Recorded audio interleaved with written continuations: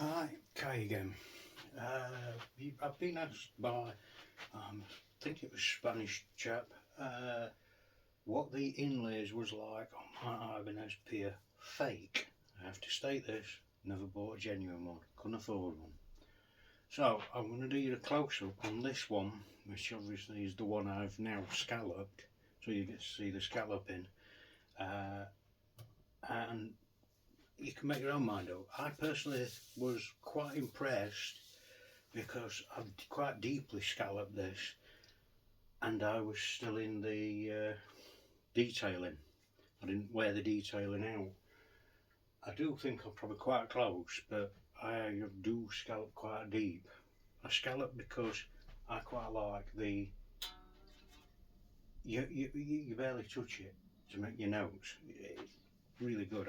I like that personally. That's my opinion, my thoughts, it suits my playing. I'm quite light fingered with the playing, which when I'm playing the bass creates fret buzz, which is why I'm doing the bass neck, also scalloped.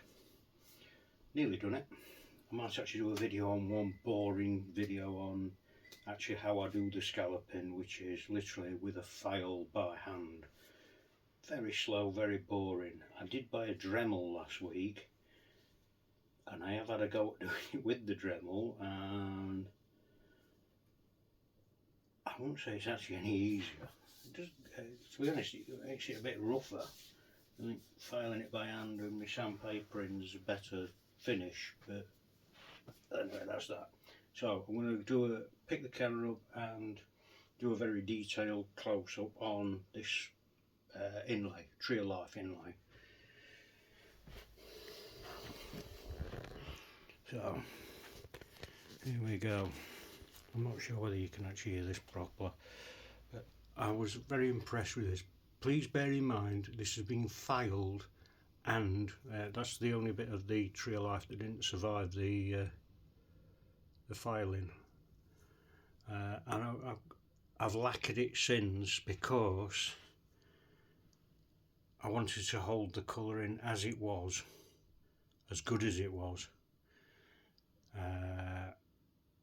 Because of course when you're playing a scallop fretboard you don't touch the frets. You can see it goes all the way down to the end. Nicely done. I do like it a lot. All the way up to the top there. You'll notice I'm actually using my own branding now. I've decided I don't want it to look, I want the looks, but I want people to know it's actually me that's done it, not, you know, it's not, I'm not pretending it's something it isn't. It is what I made it. My friend made me these. I designed out what I wanted and that's what they printed up.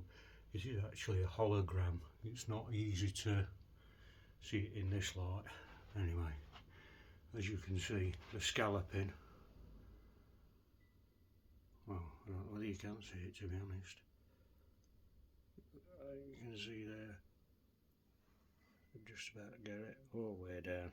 The point behind the scalloping is, if you've never seen it before, I'm wearing a glove because I've still got stitches in my hand. That's making contact, making a note. As you can see, if I can tighten this glove up a bit,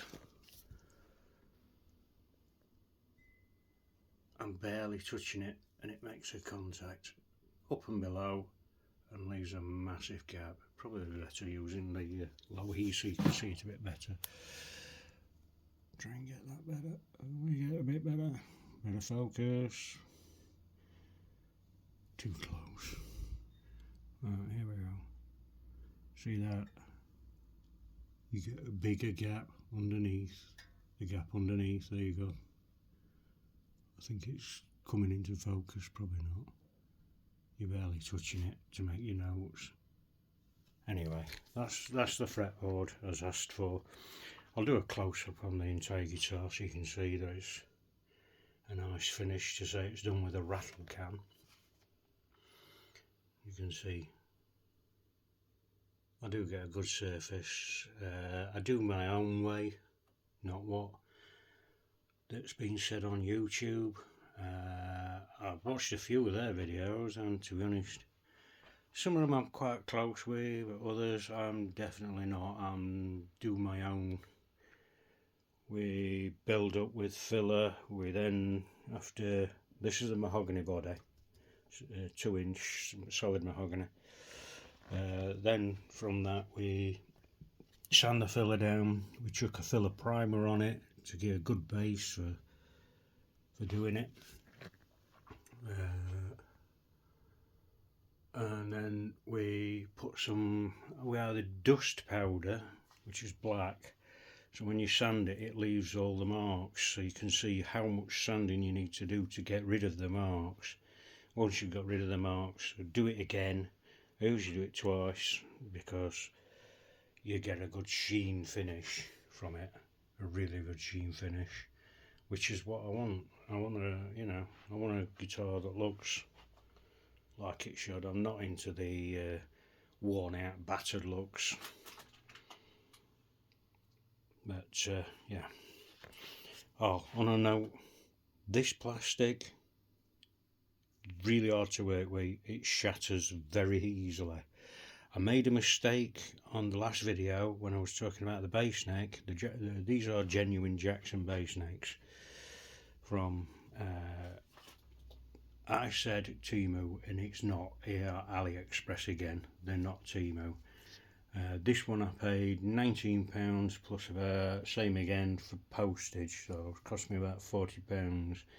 But these are, as you can see, well, this one you can probably just about work it out. I've actually started scalloped, and this one's been partly scalloped.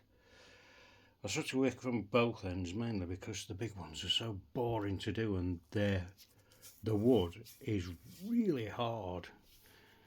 But yeah, as you can see, they're very thin, these things. It's gone through.